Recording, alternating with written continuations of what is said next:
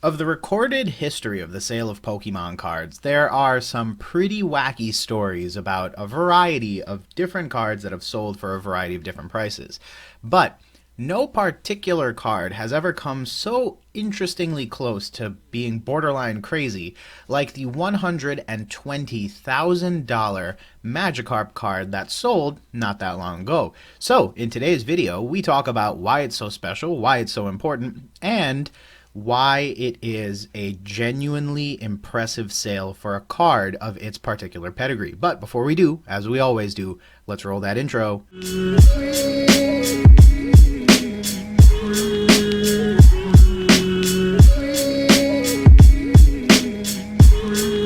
Hey Gengar Gang, what is going on? My name is Ryan, this is the Analytic Gengar, and welcome to another video. In today's video, friends, we talk about the $120,000 Corocoro Best Photo Snap Magikarp that recently sold in a Japanese Yahoo auction for the whopping US translated price of approximately $120,000. It is a pretty impressive sale, and all things considered, it's historic for a variety of reasons. So today we'll spend a little bit of time breaking that down. Now today's video is based off of this article from Kotaku, which you'll be able to find down below in the video description. And as always, if you learn something new in today's video, or you just genuinely like today's content, definitely feel free to hit the thumbs up button. And hey, if you're not already subscribed, to join the Gengar Gang. But without further ado, let's jump right on into this really cool article. So, the article begins by saying that the Pokemon card craze isn't slowing down anytime soon. That is an inflammatory comment that I'll circle back to in a little bit. Case in point, someone recently spent $1.25 at auction on a single, extremely rare Magikarp card that was part of a Japanese Pokemon Snap promotion back in the 1990s.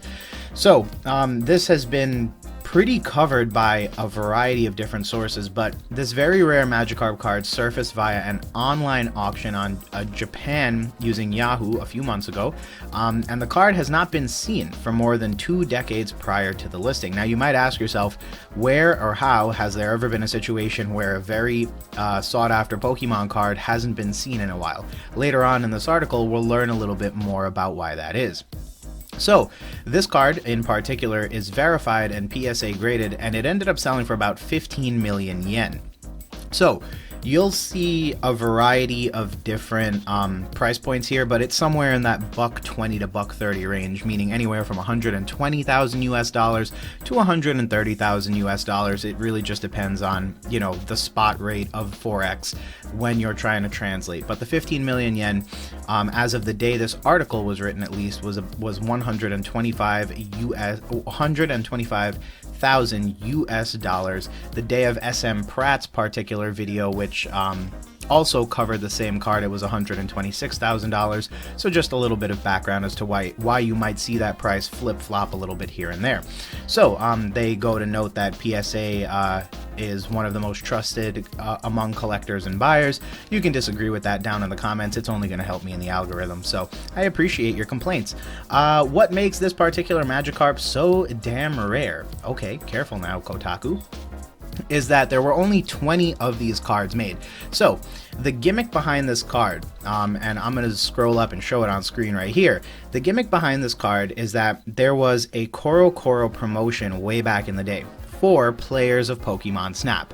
Effectively, you took a photo playing Pokemon Snap of a Pokemon, and then you sent these photos in.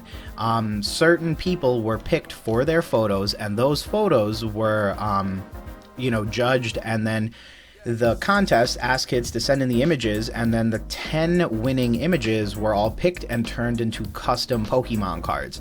So each winner received 20 copies of their custom card. So just as an example, the Magikarp person received 20 copies of the Magikarp card. Now, the problem and issue with that particular type of Pokemon card is that it's really, really rare. These cards are even theoretically rarer than Gold Stars, First Edition holographics, etc., etc.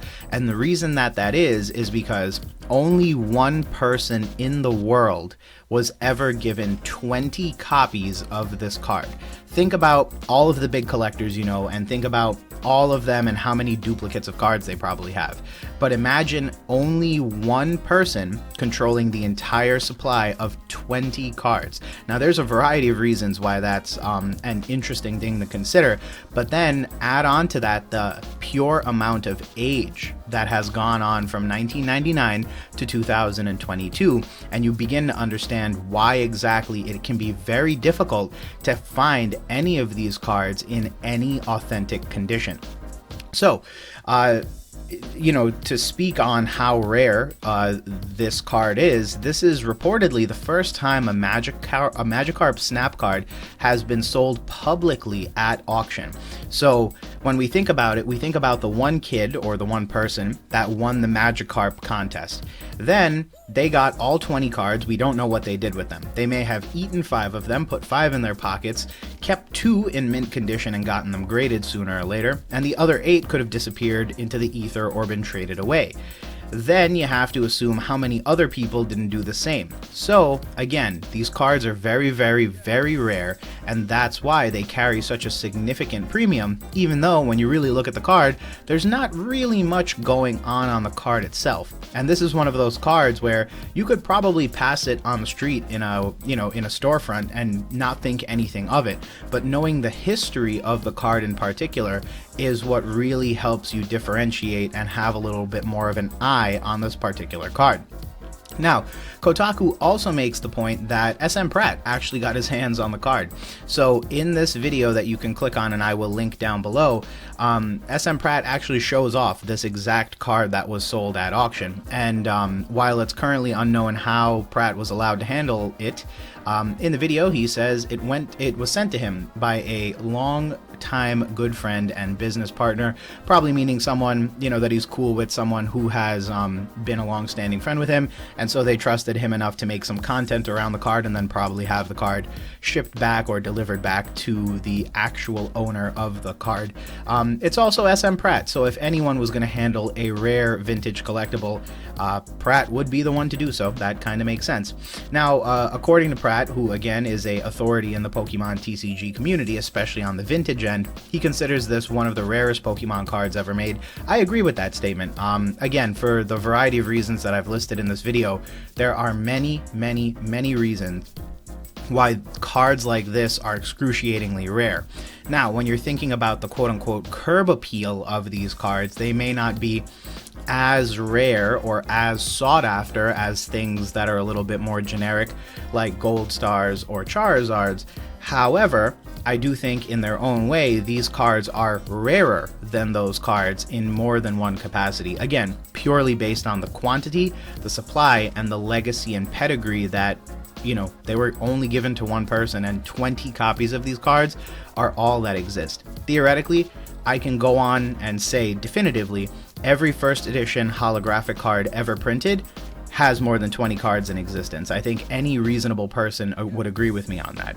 And I think it's also fair and also pretty intuitive to say that, yes, in fact, there are more Gold Stars than these cards also. So when you're thinking about it from the perspective of pure rarity, these cards will probably always win, and that's because they are quite rare and significantly valuable cards.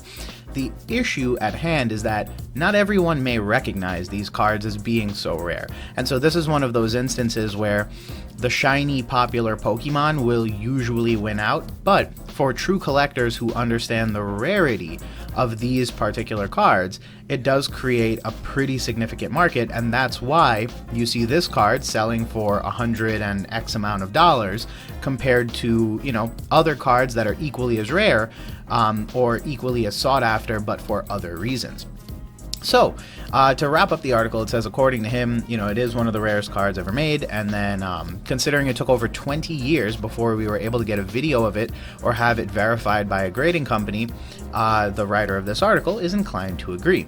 Now, wrapping up the article, the article does go to note that this is far from the most expensive Pokemon card that's sold, and obviously this channel and many other channels have covered multiple different instances of cards breaking records or selling. One of the things that I try to do here on this channel is give you a little bit of added context as to why you should care about this particular card. Now, in the history of Pokemon, there have been some weird and quirky promotions, and I think those promotions do two things. One, they serve as a bellwether for the health of the overall market, meaning cards from these promotions are very rare, they're very sought after, and they can be very, very niche. However, if someone's willing to put a significant amount of money into such a niche card, you know that the overall health of the market and more and more of the commercialized types of cards, things like Gold Stars and First Edition holographics, will also follow that bellwether and will respond accordingly. So, if someone's willing to drop a lot of money on this card, that means people are also going to be willing to purchase those other types of cards that may be slightly more available, but equally rare and sought after for a variety of other reasons. The other important thing to note is that this is a piece of Pokemon history. For anyone in the hobby who can appreciate the nuance of this, this is one of those specimens of cards that technically should not exist, especially if the people who won this competition were genuinely kids. You know, there's no reason that these cards should have probably made it through. If you're thinking about it from the perspective of a kid, when you get 20 of these cards, you might trade a few away. Very few kids would have had the discipline to keep these cards in such great condition that they could even be authenticated. And so, to think about how far this particular card has come is actually a triumph for our hobby from the idea and from the perspective of preservation of Pokemon card specimens so that future collectors can at least enjoy them. And I think that's what's really cool about Pratt's video as well, is that SMPRATTE goes through the effort of showing us this card in an almost first-hand way, so that for someone who never was into Pokemon or wasn't even sentient enough to be into Pokemon back in the day, and for someone who certainly wouldn't be able or want to spend that much money on such a niche card, we can still see one of these specimens and know that it exists somewhere out there, and I think that's pretty cool. Of course, they had to sneak a Logan Paul jab in here, but one of the things that they said is, alternatively, if you want to see an example of someone getting screwed by all the Pokemon speculative buying and selling, you can always read about how Logan Paul spent more than $3 million on what he thought were Pokemon cards, but instead were worthless G.I. Joe cards. Try not to laugh too much. So, that's how that wraps up, friends, but thanks again for checking out another video today, guys. I appreciate your viewership as always, and again, if you liked today's video, feel free to leave a like and subscribe if you're not already to join the Gengar Gang. Let me know your thoughts down below. Would you be interested in a $136,000 Pokemon card? Not necessarily realizing that, hey, it's not the most holographic or the most first edition or the most rare, but it certainly has a very, very specific legacy behind it. It is one of the most excruciatingly rare cards. It's not just rare, no, it's excruciatingly rare, and that it is a true piece of Pokemon history from the less commercialized space in this hobby. So definitely let me know that down below, friends. Thanks again, as always, for stopping by, and we will talk soon. Peace.